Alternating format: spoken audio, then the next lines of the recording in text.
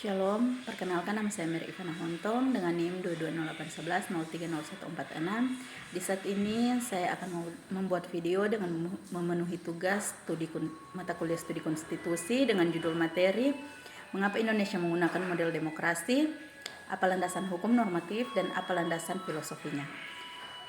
Dengan dosen pengampu yang pertama Miner Giovanni David Oliver Palenewen, SIPMA, dan yang kedua Miner Hermana Yohan SHM Hum. Materi yang pertama, mengapa Indonesia menggunakan model demokrasi? Jawabannya, Indonesia menggunakan model demokrasi karena berbagai alasan penting.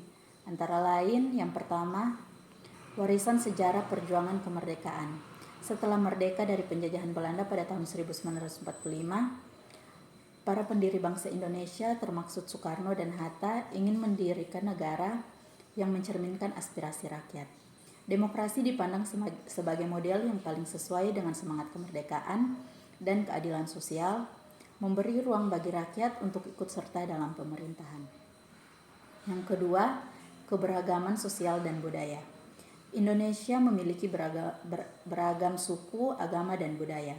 Sistem demokrasi memungkinkan perwakilan dari berbagai kelompok untuk terlibat dalam proses politik dan pemerintahan, sehingga keputusan yang diambil dapat mencakup perspektif dari seluruh rakyat, tidak hanya dari satu golongan tertentu. Yang ketiga, Pancasila sebagai dasar negara. Sila keempat Pancasila berbunyi, kerakyatan yang dipimpin oleh hikmat kebijaksanaan dalam permusyawaratan perwakilan, yang mendorong pengambilan keputusan berdasarkan musyawarah dan perwakilan. Ini sesuai dengan prinsip demokrasi, di mana perwakilan rakyat memiliki peran penting dalam pembuatan kebijakan. Yang keempat, menjamin hak dan kebebasan individu.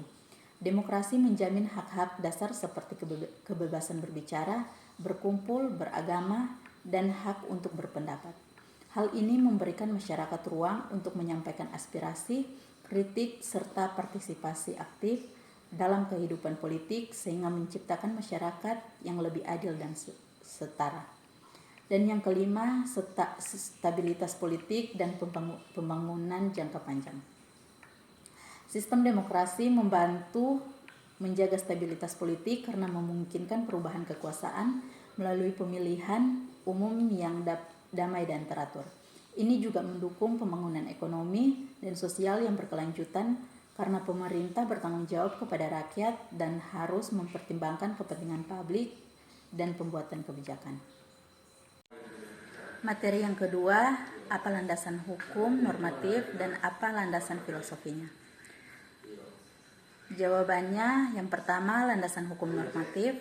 Landasan hukum normatif mengacu pada aturan atau kaidah yang berlaku secara formal dalam landasan hukum. Ia mencakup norma-norma yang bersifat mengatur dan memaksa yang diwujudkan dalam peraturan perundang-undangan, kebijakan pemerintah, dan keputusan pengadilan. Landasan normatif menjelaskan apa yang seharusnya dilakukan dalam konteks hukum tanpa mempertimbangkan aspek sosial atau nilai moral, melainkan murni berdasarkan aturan yang berlaku.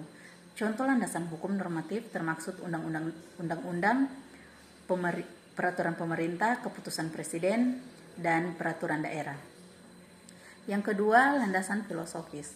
Landasan filosofis dalam hukum merujuk pada gagasan atau pemikiran mendasar mengenai tujuan, makna, dan fungsi dari hukum itu sendiri.